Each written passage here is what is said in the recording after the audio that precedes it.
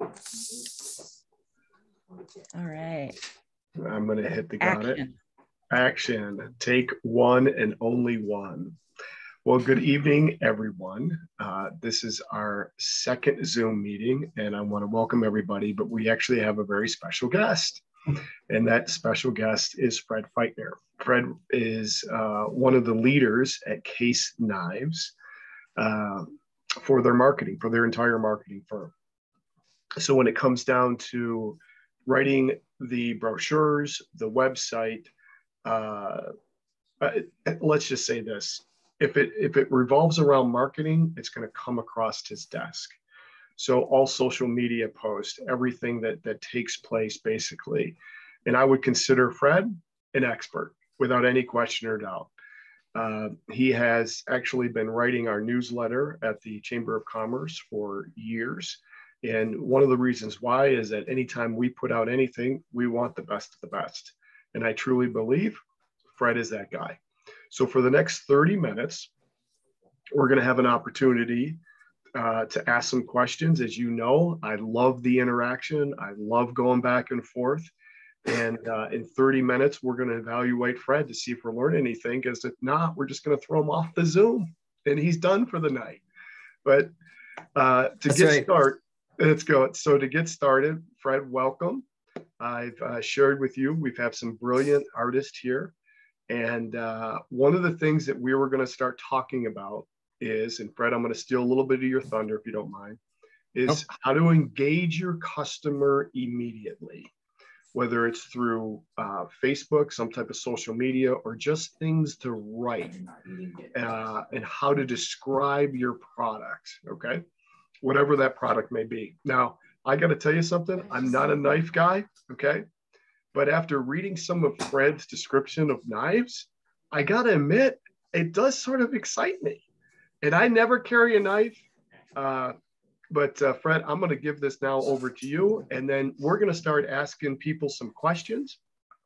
And I hope you want to come off mute or have your finger on the pulse here of your mouse to come off, because we're going to be asking you some questions to make sure that everybody here learns a significant amount. So without that said, Fred, it's all you. Welcome. Thank you very much. Thank you, Johnny. Teach us some of what your expertise is at Case here. Well, it's my pleasure to have been invited to share whatever I know. I've been involved in Case marketing for the past 19 years. I actually started their Facebook page without telling the management because they wouldn't let me do it. And the first day after we got our first 1,500 fans, they kind of let me off the hook and said, okay, I guess you did an okay thing. Today we have about 50,000 fans on Facebook. And we have about 28,000, 24,000, I think, Instagram fans, which aren't astronomical numbers. We have competitors that have much bigger numbers, but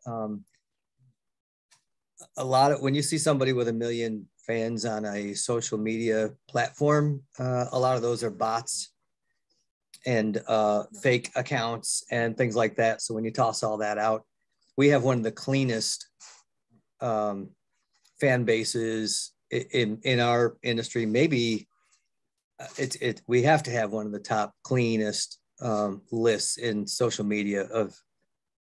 We have to be in a top tier as far as that goes. So consequently, we enjoy a very lively engagement. We have high engagement numbers, high interaction numbers, and that's kind of the fruits of the early labor.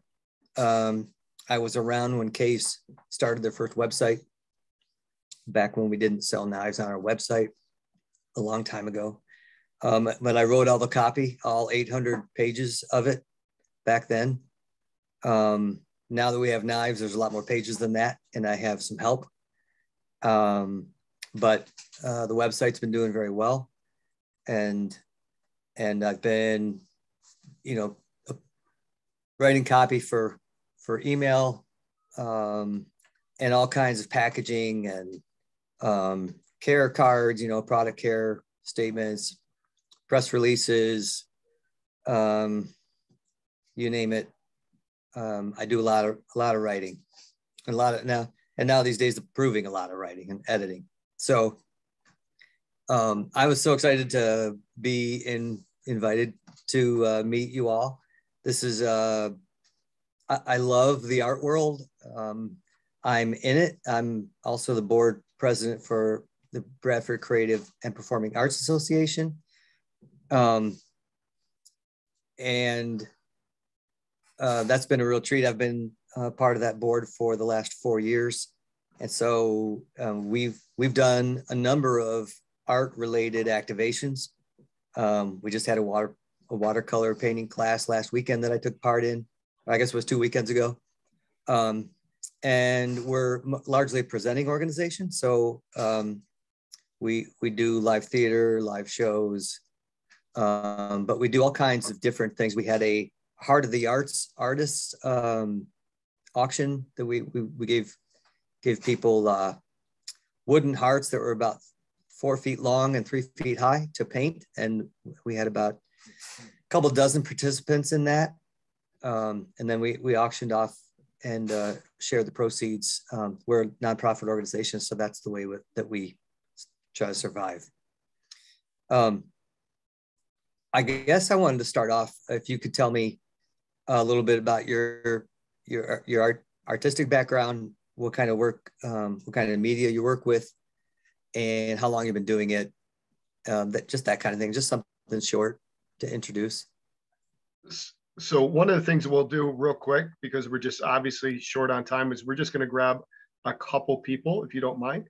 And okay. I know Penny is always willing to speak. So Penny, I'm going to put you on the spot immediately. I love that smile. And Penny, correct me if I'm wrong. You showed me some baskets last time. Correct me. Yes. You're on mute. Penny. Yep. You're on mute. There we go. I'm a traditional basket maker. I do a lot of traditional, like cornhusk, like the dolls and the mats and different. That's the medium, was the cornhusk. They made moccasins and stuff, and then I do some beadwork, but not as proficiently as some other girls. So I'm like, that's my third thing. And then, but I was trained as a graphic artist, so graphic design. So great. I think some of your stuff come through our print shop over at Ferguson Print. Oh, sure. Yeah. Yeah. So, and I do love knives, by the way. I always like to hear that. All right. Yeah. One of the trappers that I purchased at the museum a couple good years ago, but I've been doing this for about 20 years and I'm feeling it now as age sets in. Yeah, but I understand. Yeah, it's a pretty hands-on type of a thing. So my hands and my wrists are kind of showing my age right now because it's a lot of handwork. So what else? I think that was it. 20 years I've been doing this roughly. Yeah, so, but that's great. My parents were artists, traditional artists also.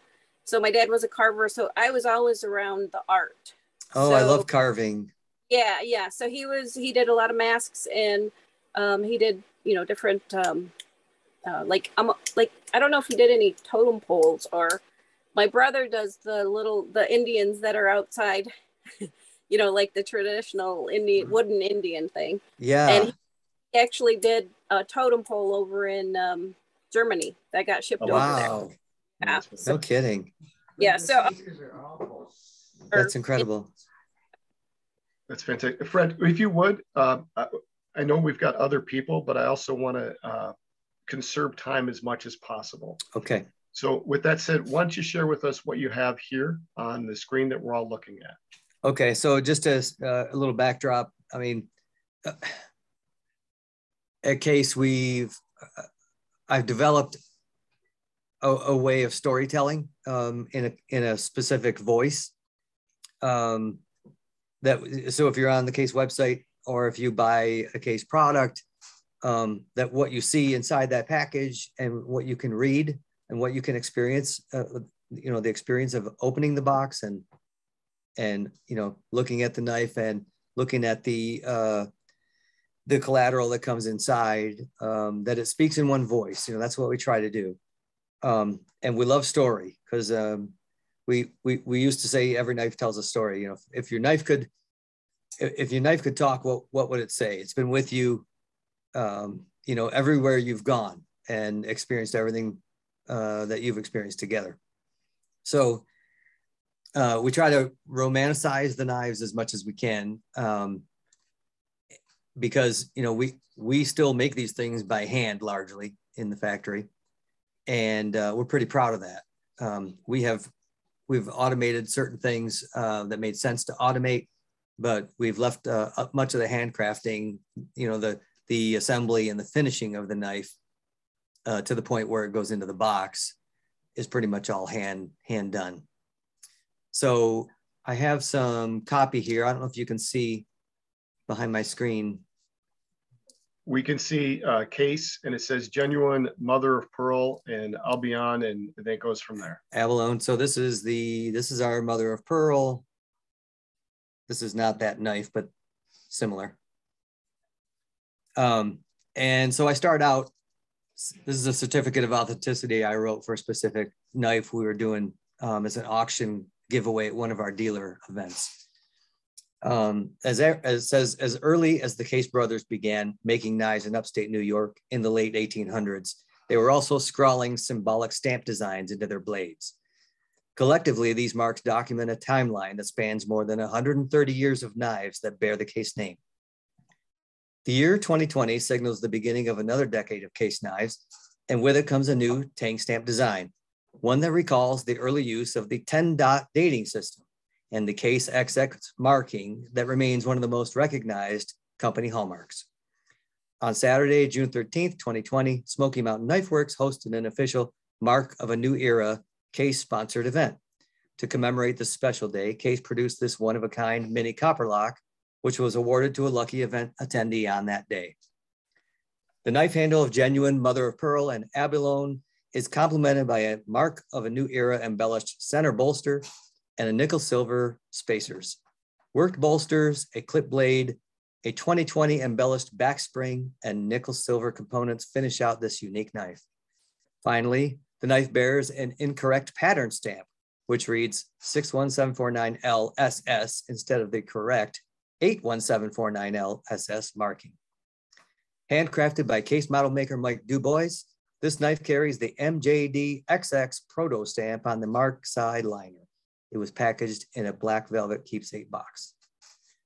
If after reading that, if somebody would just have shown you a knife and said, yeah, we're gonna auction this mini copper lock, it's abalone handle, and that was it.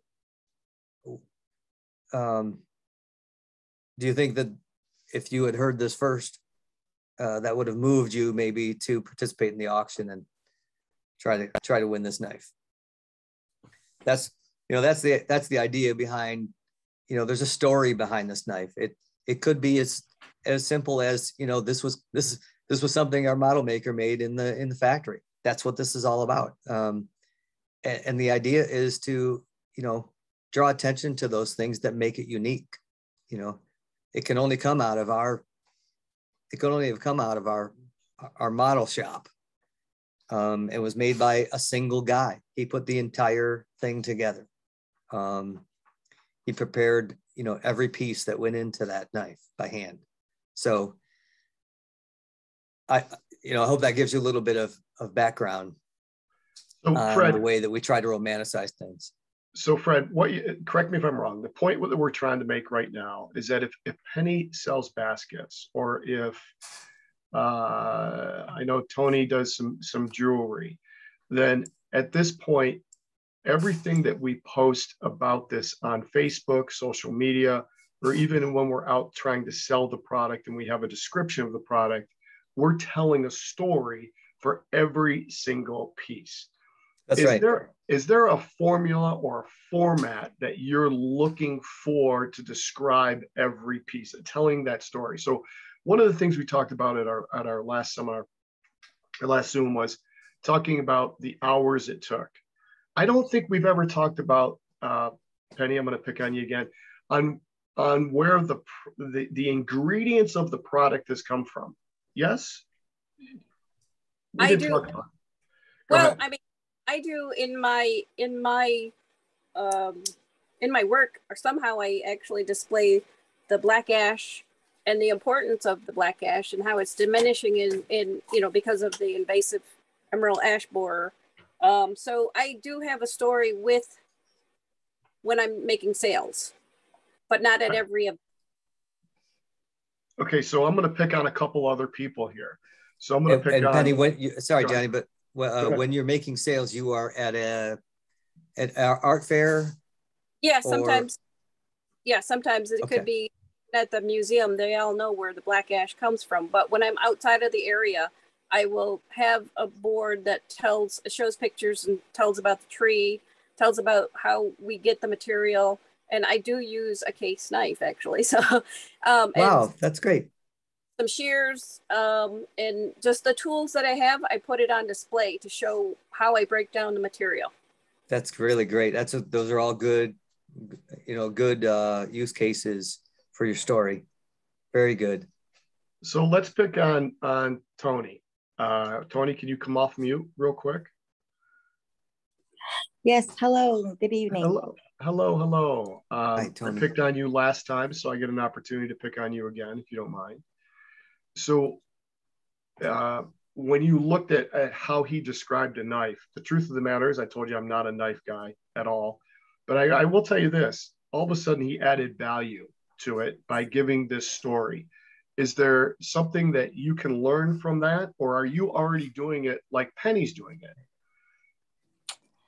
No, I would definitely look for more help. What I was going to ask him, is he for hire to help us with this kind of stuff? Grammar and English and just how he presented the story behind every piece. Really I could use a little bit of help with that. Okay. So right now you're not doing it, right? Or you're not doing it as well as he's doing it? Exactly. Yes, I'm not doing it as well. And I'd love to learn how to do it as well. And so eloquently as he puts, all the words together and just to describe every, what entails to make a knife. Yeah, and I try to do it with a certain cadence, so it's almost a sing-song kind of thing. I want everything to flow so that you want to keep reading and keep time with the words. There is a method to what I do. I don't know if I could actually describe it in detail, but I've been doing it so long, it just sort of comes out of me. And I do now, like I said, these days I do a lot of editing, which is, almost as fun. But I do like writing, and it's kind of a strange thing because I was never a big reader. I can't explain why I can spell so well. But I was like 7th grade spelling bee champ, and I was in the New York State semifinals to go to the big spelling bee in Washington, D.C. Oh my goodness. And I have no idea where I came up with this, whatever creative juice that I have. But I'm glad I was blessed with it. My mom was a huge reader, smart lady. I'm sure she passed down some of those genes to me so I could at least write correctly. Right. And your story just totally was captivating. So that's how I would love to be able to reiterate the legend of the cornhusk doll and just, hit all the key points. As soon as you use the word legend, I literally met the hair standing up on my arms. The legend of the cornhusk doll. Yeah, I mean, that's a story, and that's the kind of thing right there that, you want to, I don't know how you package things or, but you need to have a little card that has that story on every single piece that you sell. Yes. And that needs to go home with the consumer. Right. And I feel the same way, but I've never been able to do that just because I just get long-winded and then I go on and on about different characters, and I actually just lose the actual purpose and focus of it all. And so I'm like, shucks, I went around like this way and that way just to get to the main point. Good writing takes time. That is something I will tell you. It can be very frustrating. Good writing takes time. You want to massage it and massage it and massage it until it sounds just right, you know, and you do it with as few words as possible. Right. You know, but yeah, I would love to help. I would love to help wonderful. Somebody. Yay. Bernadette, I saw you raising your hand, Bernadette. What were you gonna? I love Bernadette. That's my sister. Okay, I'm gonna. Hi. Yes, Sister I'm gonna be Bernadette. on. Yeah, I'm gonna be on mute.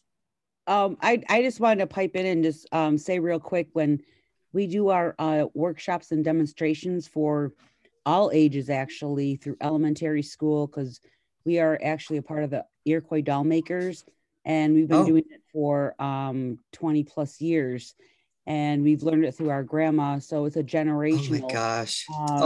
That's great story making. And we do include the story of the cornhusk doll, or the traditional Seneca no face cornhusk doll, because there are different versions.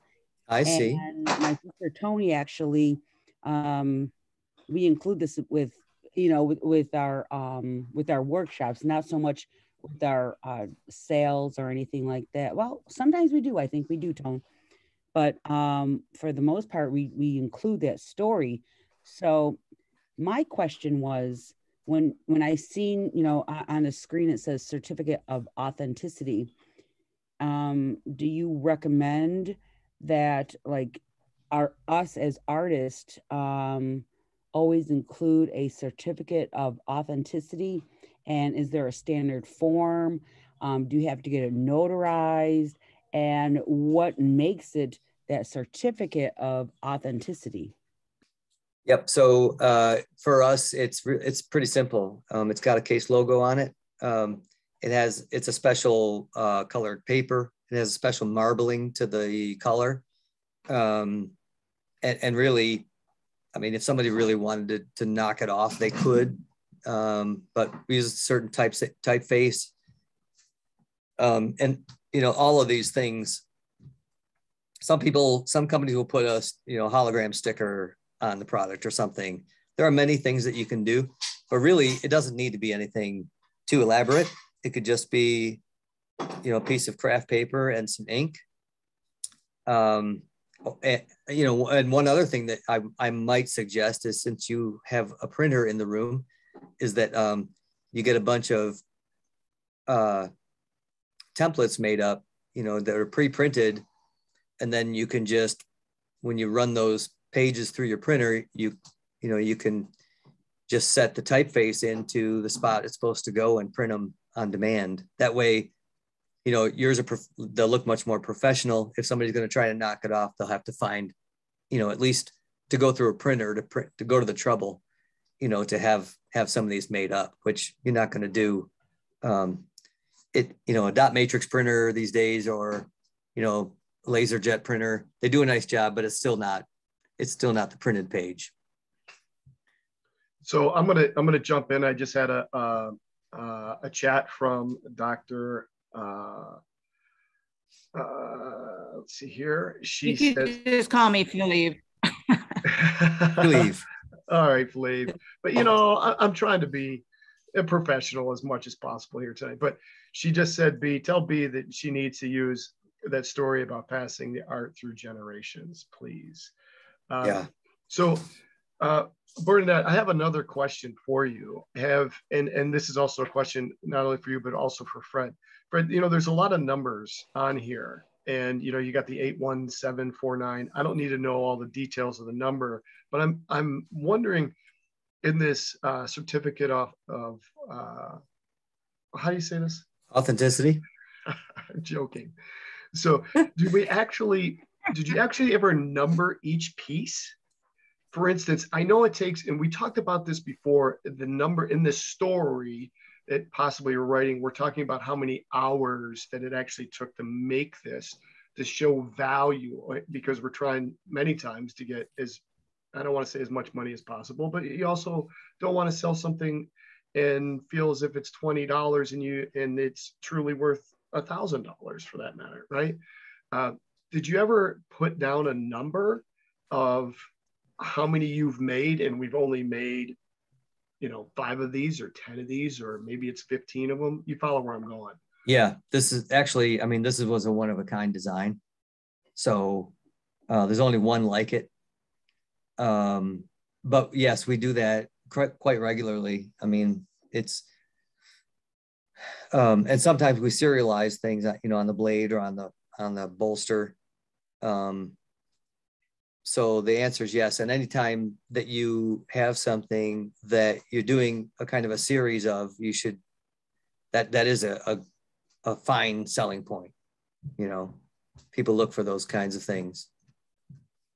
And correct me if I'm wrong, Case Knives as a whole has now, like the doll that Bernadette had just mentioned, has been passed down, and the making of these knives has been passed down from generation to generation, and now to generation. Yeah, and maybe some folks on the Zoom call understand. The knife was one of man's oldest tools, right? Right. And that tradition got passed down, and then about the mid 1800s really is when, or actually it was probably the 1600s in Europe, they actually started to sort of mass produce knives. And they enjoyed 200 years of history in front of the US till people started to emigrate from Europe, Germany and England, pretty much. Those two areas were the hotbeds of knife manufacturing. And people emigrated to the United States and showed people in the United States how to make them. And so Case family started making knives in the late 1800s. Excellent. And then put down roots in Bradford, Pennsylvania in 1905. Gotcha. So they've been in Bradford since 1905. We're currently in our third factory. Wow. It's a pretty amazing story. So we're going to pick on a couple other artists, if you don't mind, Fred. Yeah, please. So we're going to go ahead. John, can I interrupt real quick? Yep. Just because I wanted to address Bernadette's question about authenticity. Mm-hmm. And I'm going to share. Do you mind if I share my screen, Fred, for a moment? No, go right ahead. Here, let me. Okay. I'll stop. There you go. Okay. Okay, hold on. Sorry. Share screen. So some people, and depending on like where you're marketing your wares, like Penny said, when she goes off territory, she talks about the plight of the black ash, right? To educate people because they might not know, right? Right. So you can also have, this is speaking to Bernadette's question about a certificate of authenticity. There's the Federal Trade Commission consumer information. You guys seeing that? Mm-hmm. Yep. That webpage.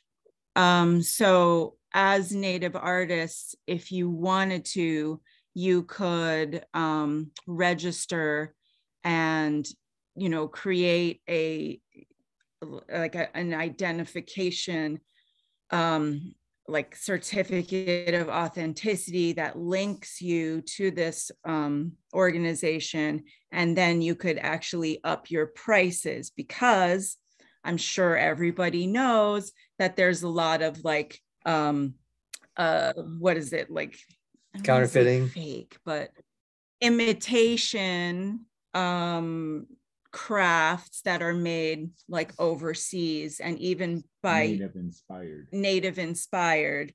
yes. But they don't have that same story and that same authenticity, like being passed down from generation to generation. Like Tony and Bernadette it's dolls or pennies, weavings, or like even Sam's beadwork, right? Or Olivia's beadwork, or Hannah's beadwork, whatever.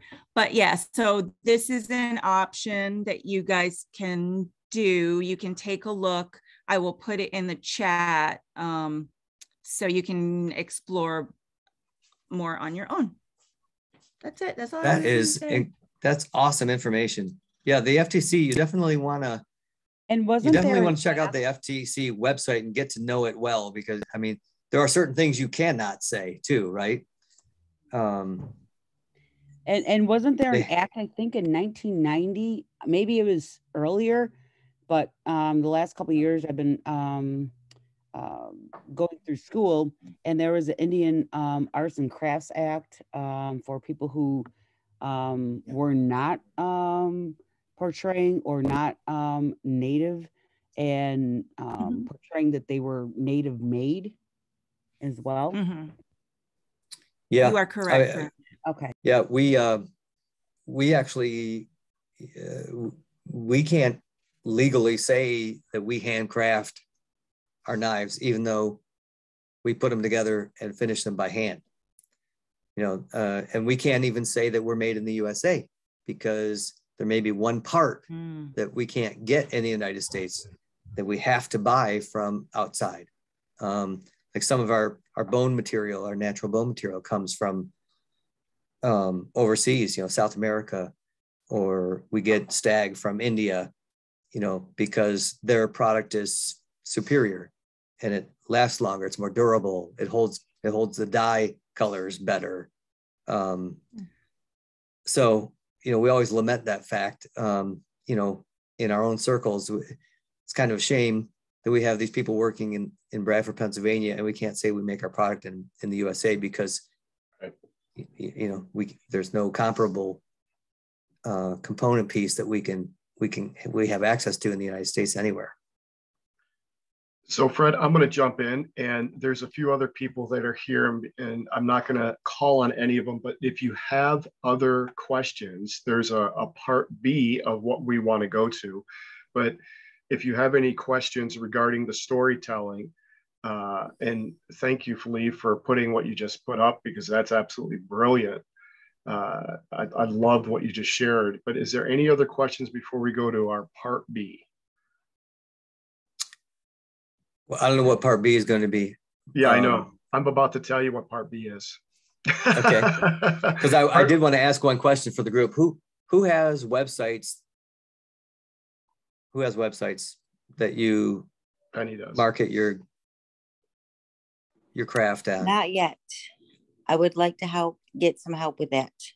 Okay. I can help you with that too. Well, collaboratively with Bernadette, because it's, you know, going to be the same. I understand. Yep. And I honestly, I don't have a whole slew of clients, you know, so I'm not in it to get rich. You know, it's like very affordable. So the question I have, which is exactly what you just mentioned, Fred, is in regards, so we've learned about how to tell a story, tell the history a little bit and so forth. But the second part of what I wanted to share with you tonight, and Fred and I had a brief conversation before this, is how to engage your customer on social media. And Fred, you mentioned some key things earlier in our conversation today. And I just wanted to take the last few minutes, which is about 20 minutes here, and just really just talk about maybe some of the questions that they have at the present time are, you know what, I put this product on Facebook and it just didn't sell. Or I got this on my website, and, you know, this product's been on my website for so long and I just couldn't sell. Or I go to these art festivals and this one product just never sells, and I just don't understand why. And sometimes the product would sell if we made the right emotional connection to the customer with that product, right? Yep. And I know there's a piece of this of storytelling, but there's also the personality of the artist that needs to be explained. Correct me if I'm wrong, right? And so one of the things I wanted to just take a few minutes with is, does anybody have these kind of products that in their inventory right now that just have not sold well? Anybody have a product like that?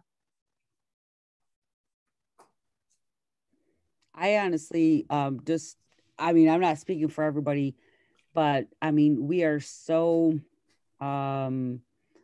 individualized, and we have each of us artists have a unique ability and unique product, or what our art that we make, that we just can't keep up with the demand most of the time. I mean, Yeah. I think Yeah, that's a big issue.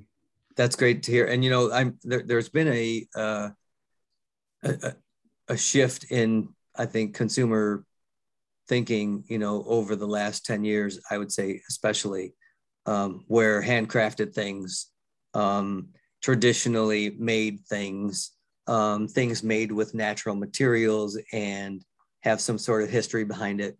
There's a new appreciation for those things that probably didn't exist 15 or 20 years ago and longer. So, and that's, I mean, look at Etsy, right? I mean, that it's the biggest superstore for handcrafted artwork that never existed before. And now there's millions of things being sold on that site, like every day. So the good news is that, you have all these different outlets that you can tap into to get eyeballs on your product. And your job is to, once you got the eyeballs, is to connect with them, from an emotional standpoint, hit those heartstrings so that, they can really internalize your product and what's behind your product and your blood, sweat, and tears that go into your product. People really, again, it's just so much different now. People have a better appreciation for it, and many are willing to pay, what it takes to get something that's truly authentic. So Fred, and one of a kind. Yep. What are the couple ways that you have seen that have been highly successful, whether it be Facebook or Instagram or whatever, to increase your eyeballs, or even your website for that matter, and to make those types of emotional response or connections? Like, for instance, how many times do I post? How many times should I post on Facebook? How many, or because if I post too much, it's not, or if I start posting stuff that doesn't mean anything, or you follow where I'm going. Yep. So what is a format that you've used that's been successful to get more eyeballs on your product? So what I would recommend, so first of all, before we get into that, just real quick, the reason you want to have a website is so that you can use your social media to then, link back to your website, so that everything points to your store, and that increases your chances of selling something, many times over than if you didn't use social media. So to answer your question, John, for the group, if you look at competitors, look and see, your favorite, look at your favorite artists, see how often they post, and look at what kind of interaction they get. Make notes, what time they post, what days they post, because I can almost guarantee you they're doing it in a certain cadence. Whatever you do, you want to be consistent. So if you think you're going to post something every day on Facebook, and you're going to keep people engaged, that's probably not the right way to go about it. You should put the best forth, put forth your best work with a nice, beautiful photograph of your work, and then tell a little bit of the story, in the caption, and then link to your website where you've got the full story and people can really get into it and get interested. That strategy really works well for Facebook and for Instagram. Twitter really isn't a place to sell things. I wouldn't recommend, using that. The only way you might want to is if there's something historical, if there's historical relevance, just general information about Native American art in the kind that you produce, that might be beneficial. But I think, and Pinterest, of course, has been a godsend to many, craft makers, because those are the people really looking for something unique that they want to have a home for. So I would recommend looking into that. Does anybody sell on Etsy? Anybody tried it? Okay. Again, it sounds like you're successful in selling your product already. So you may not have, a need for that, but it is it's the world's largest, art gallery for all kinds of crafts. Tony, you just came off of mute. Was there something you wanted to add before I ask another question to Fred? Yes, absolutely. Thank you for noticing. What I was going to ask or say was, like Bernadette had mentioned, the supply and demand is such a uneven scale, and I can only produce so much. What I would love to do is get like more paper products out there, like posters or like postcards or cards or something like that I can sell, that are easy to reproduce and able to put out on Etsy, and have them more instead of the actual sculpture and all the time that I put into it. I would like for people to enjoy the actual art piece, but in maybe paper form. So I think if I went back to something like that, maybe I'd probably increase my sales. So it'd be like note paper and envelopes, or like cards, almost like gift card, or like blank cards. And maybe I was thinking about doing another calendar. The only thing of it is like I would love to get my dolls professionally photographed, so that and okay. So that's a whole nother project in itself. But I think I'd be able to increase my sales if I had something more readily available. Yeah, and it sounds like maybe something a little lower price point. Yes. Yeah, good idea. Actually, she produced a calendar, but this was about 12 years ago, Tony. About 12 years ago, yeah, like 2007. Yeah. And those calendars really went well. And I have enough dolls that I have produced, and they are just scattered about, and I need to gather them and to get them professionally photographed and hopefully put them back into something like a calendar.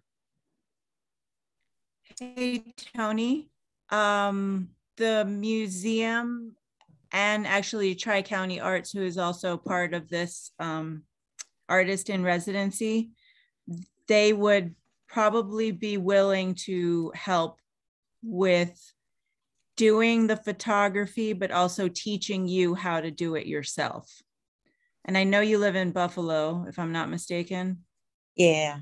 But hopefully you travel down here. And if not, it's an excuse for you to, it's a motivation, for you to come down and gather your dolls, and then, do a photo session. Yes. So we'll definitely work on that for everyone. Okay. Thank you so much, because that's what I know. I have more than enough dolls out there, and I would just love to see the progression from when I actually started back in 1997 until now, and see like how the dolls, progressed, and the beadwork I know has progressed, and the sculptures and the action figures, and so That is so cool. I can't wait to see your work. Tony, so I was going to ask, do you take a page from like American Girl dolls or something? Do you give them a born on date? Do you give them a birth certificate or anything like that? Can you repeat that real quick? You Yeah. are cutting out in and out a little bit. Oh, I'm sorry. I was wondering if you included something with your dolls that would indicate like when they were created, sort of like a birth certificate. Yes, that would be so amazing. That's See, a great idea, I Tony. just started signing the bottom of the I just started signing my work. I was like, just letting him here you go, here's your doll, see you later.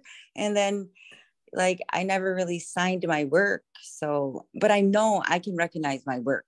I know Right. when you can definitely recognize like, hey, that's one of my dolls. And yep. Yeah. So I would love to send out something to gather them all someday and just take a picture of them all. Well, it would be really, I mean, I'm thinking 2-3 steps ahead, but if you had a website, you could put a registration number or maybe it's the birth date with some sort of code that you invite them to the website and they can record, their purchase, and they can record the doll's name or whatever, where they bought it, that kind of stuff. And then that information, you can use to sell to them again. Yes, absolutely. Because see, when I do a set of dolls, it's usually just a man and a woman, and their family grows from them, and they want like their kids to be represented in their whole entire theme. And I'm like, yes, I will get to that. However, so maybe maybe when they buy the first 2 pieces, that you send them something in return when they've registered their product, and then as they if the plan is for them to round out the family, if they want to purchase all the pieces in the family, you keep sending them a charm or something just to recognize that you realize that they're onto your offerings, that that's, and they could complement, each one would complement the particular doll, so but you could sort of standardize that across families. I'm thinking, maybe the male, head of the house, or the head male or whatever, that's a certain charm, the head female, and so on. Well, I'd like to get your phone number and your email so that I can get a hold of you, because I like these ideas. You're very awesome. And I like your writing, because you made everything just flow. And I just need to really tighten up the Legend of the Cornhusk Doll. I just ramble on sometimes. I just ramble on. Well, let's we'll get you to ramble for a while, and I'll try to distill it down into something that will make people's juices get flowing and want to buy something. Yeah. Woo. All right. Okay. So I saw Penny, excuse me for interrupting, but I saw Penny come off of mute. And so I just wanted to say, Penny, is there something that you wanted to add? As Fred was talking about I was thinking of a gotcha day, actually, Fred. My sister has adopted 6 kids from China, and they have a gotcha day, right? So you got your doll this day, right? Or, the day that it was born. That's a brilliant idea. Again, we're going back to creating that story. Yep. And adding the value to that product that you're going to be selling. So Penny, you had a possible question or comment? Well, I was actually going to say, when you said the offering about like something that would be in addition to, but very similar to the American dolls, how they have different little things that they accoutrements or whatever you call them, accessories. Yes. So like Barbie, Tony could add like a purse or a bow and arrow or a basket or something else that would complement her piece. Those are awesome ideas. Additional thing on top of your doll. So if you wanted something, a specific color, she could say, I offer it in blue, green, or whatever, pink or whatever. Yep. And it would complement the doll that she just bought from her. Yep. I think that'd be. Oh my gosh. Yeah. Yeah. Or I mean, you could actually have these things on your website and, award points for, whatever, the bigger doll's worth 50 points and the smaller one's worth 25 points. And you have 1,200 points. You can get that bow and arrow for free, Yeah. Like that. Or some significant discount. God, I absolutely love you guys. This is why I love these meetings. It's just like, I would never think about this kind of stuff. And I didn't realize, I mean, people do appreciate the dolls. They really do. They are appreciated. Collector's items. Yep. So Fred, go ahead. Sorry, Fred, I was just going to ask, maybe we can talk about doing an actual writer workshop, live and in person, if you wouldn't mind, so that people could actually practice. Would you guys be interested in that? Give a thumbs up in your emojis if you guys would attend the museum for something like that. Tony would. Awesome. Wow. Plus I get to see the museum. Oh, yeah. I see Penny. Oh, for free. Yeah, for free, of course. Oh my gosh. Thank you, Bernadette. I see Penny. Discount. Oh, Joe said 10% discount. It would help my writing. Sam, I'm hopefully just assuming that you will do it because I know you're traveling right now. But okay, thank you. Hey, I've got one last question for Fred, and I want to see if anybody else has any other questions, but I'm going to ask mine first, and because I've got the mic here. So, Fred, I have seen art, and my daughter is now becoming this artist, right? And she's painting and all this other stuff. And I have seen these small little YouTube videos come out on describing this painting. And I got to tell you, they're brilliant. And it makes you then go back to their website to get a lengthy description, like an hour. She'll sit in front of the front of YouTube for an hour and paint with this girl. But if it wasn't for that little Facebook 30-second video explaining what this and how she made this painting or how she made this art or beads or whatever, she would have never picked it. My wife would have never even given it to her for that matter. Right. Yeah. So the teaser, right? It's the teaser. It's the 30-second, 1 minute teaser. And what we've noticed, even at the chamber, when we put out a video for why to invest in Salamanca, I can sit there and talk all day long to people on why to invest. But if we put out a video with testimonials, all of a sudden, thousands of people have actually watched this video. So in our closing minutes, have you seen or used video testimonial or a video explanation of the product that has been successful? Is there time limits on that? Like a minute, 30 seconds, 2 minutes? I mean, what have you seen to be most successful there? Yeah, I mean, a case, we call them the slice of case videos.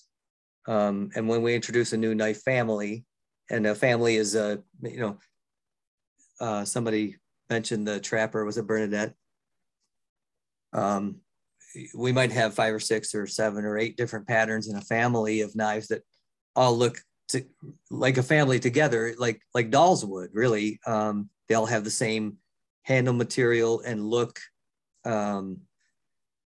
They all have the same kind of steel we use in the blades, and they're different sizes. Some have more blades than others, but together they form this family. So we introduce our new families that we launch on email, we complement that with a video called the Slice of Case video. And that goes out to on YouTube, but then we can embed that into our email, and get a lot more mileage out of it. But people do, they can sign up to follow your account. So whenever you post something new on YouTube or on any social media channel, they get alerted. So when they get that alert, they'll go, hit the video, and they see the knives, and they see our two marketing staff. They're explaining the knives and what's behind the story about them. And it's just kind of a quick hit. But then, go to caseknives.com, check them out. So you would recommend doing maybe a 30-second, 1 minute video? Yeah, ours are generally, a minute and a half. Minute and a half. Okay. But I think that's something. It's something unique to every manufacturer, every maker. Yep. Some people will need to get more into the details.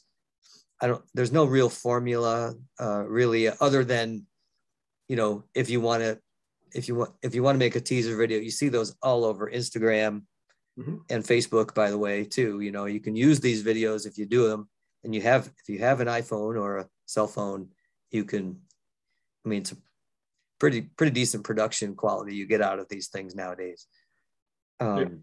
It really is, Fred. It really is.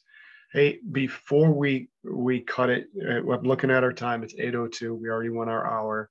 Fred, I told you it was 30 minutes. Thanks for staying for another 30. Oh, no, that's fine. I'll hang around as long as everybody wants to keep talking marketing. Yeah. So and stories. Felive had sent me a little chat that said, John, before we close, Felive, I want you to come back, and you had some questions for the rest of us here. So I'm going to give the floor to you, and then we're going to finish up, if that's okay. Yes, sir. So thank you, everyone. Thank you, Fred, so much for all your wisdom, and thanks, John, for moderating. You guys are both awesome. Thank you. Hold on, I'm just trying to get a good view of everyone. Okay. So my question, or I wanted to do some updates and also ask a few questions. So first question is, has everyone done their collections visit at the museum? If you have, give me a wave. If you haven't, I don't know, give me an X. Comment in the chat. Well, would last spring count as kind of doing my collection while I was putting together my thesis for my master's? Would that count? Would that count? Yeah, it does. Yeah, it does for her. Okay. So Tony, you still need to do it? Yes, not yet. I would like to actually do it either tomorrow or Friday, because I would like to drop off my paperwork for the consulting agreement. Yeah, I apologize for that. Oh, can they hear me? Yeah. Oh, hi, everybody. Hey, I'm so sorry about that. That came out of the blue. That was one of the things that no one realized that we would have to do with this project. And I appreciate everyone's quick replies, because they have been processing the checks, but they won't release them until the contracts are approved. So I've got to go pretty quick. Yes. And then other people have contacted me. I think the only person I haven't heard back from was Chris and Hannah. Okay. But everyone else has contacted me about it. So everything that I've gotten, I've processed. Okay. So Joe, if Tony wants to do a collections tour tomorrow or Friday? No, yeah, any day. Yeah. Okay. Yeah, she's good to go. Okay, and then great. Sam, thank you. Thanks, Tony. Sam, I saw your chat and you said you haven't done one since COVID. If you'd like to, you can contact, who would you contact? Olivia? Just send a message to Olivia or Joe and y'all said. Yeah, to both of us. Yeah, so just Samantha Sam send a message to them and they'll schedule that, and you can do an awesome collections tour. And Hannah, have you been able to? And Alicia? With Hannah, Hannah can, when she returns, can visit. Okay. Or we can figure out something else. We could do something web-based. Oh, because she's out of state, right? Yeah. Okay. All right. Until later. That's good. Hello. Okay. All right. So we're getting that. When does a visit need to be done by? Can I do Tuesday evening? That's what Sam asked. No, not right now. Not in the evenings. Not just yet. But we'll work out something. So if it has to be like on a Saturday or something, that's better for us. In evenings is hard because I already spent a long day there and I have to take a break. Yeah. We'll work it out, Sam. Don't worry.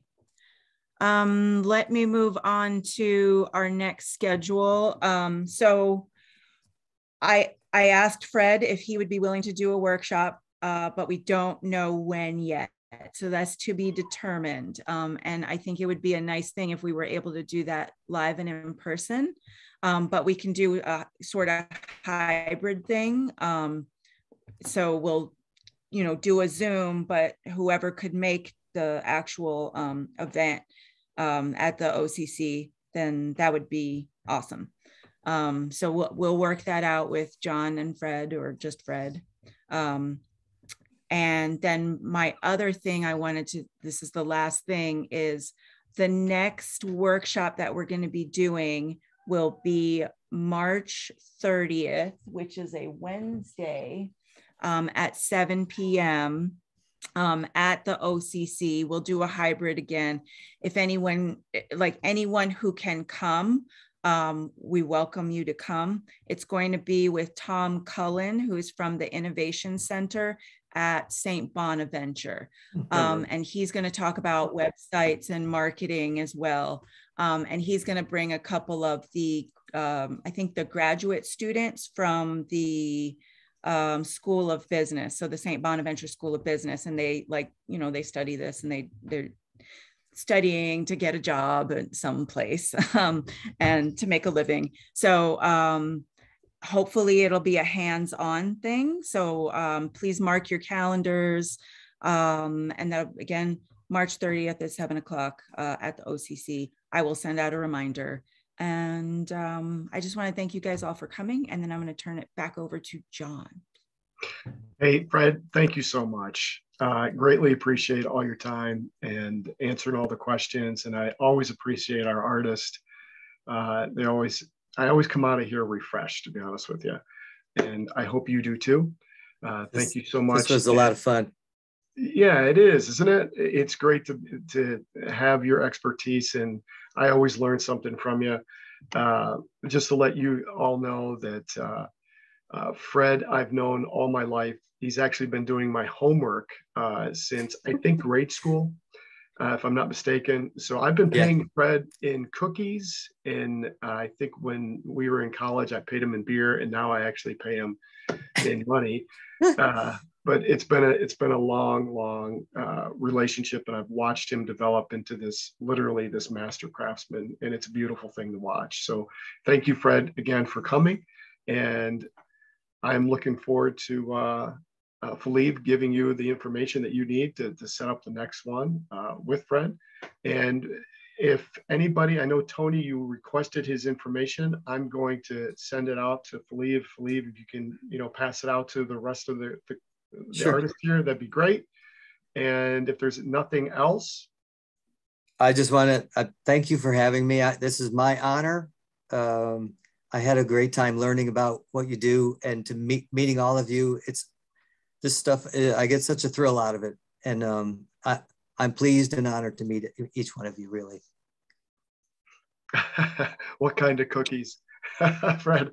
For the live workshop. Hey, Fred, I learned so much just listening to you. Thank you. Thank you, Joe. Thank you very much. All right. I look forward to meeting you all in person. Thank you for everything. Fred, what kind of cookies? You didn't answer the question. What kind Oh, of cookies gee. do you like? John forgets I'm a brownie guy. Like brownies are forget it. I'll smell them I'll be wherever they are, That's when we were kids. That's so funny. All right. Well, thank you so much, everyone. Have a great evening. Thank you all. Bye, everyone. Have a nice Take evening. care. Take Until care. next Good time. night. Thank you. Good night. Good night. Thank you so much, John. You're awesome. Thanks, Fred. Yep. Thank you. Oh, that was so wonderful, huh?